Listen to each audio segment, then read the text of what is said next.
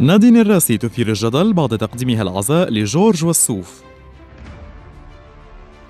أثارت الفنانة اللبنانية نادين الراسي الاستياء عبر شبكات التواصل الاجتماعي بعد تقديمها واجب العزاء للفنان جورج وسوف في وفاة ابنه وديع.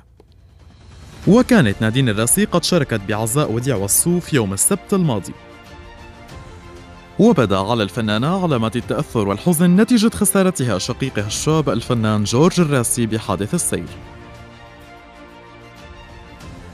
وقالت: جورج وسوف حياته بعمرها ما كانت سهلة وما رح يقفلها بطريقة سهلة، وأنا عم حاول كون قوية رغم إني شعرة بجرح وفاة شقيقي جورج. وربنا بيختار قديسينه، وربنا هو اللي بيعطينا هيدي الأوجاع، بقول له حط هيدي الأوجاع كلها مع آلام يسوع تحت الصليب بتهون. وأضافت: بس لازم أجي وساند جورج مع أني مش عارفة شو أقول، لدرجة إني جيت من غير ما أقول لعيلتي ورح يعرفوا كمان من السوشيال ميديا. وظهرت نادين الراسي مساء السبت في أحد السهرات مباشرة بعد تقديمها واجب العزاء، مما أثار جدلا واستياء كبيرا من الجمهور.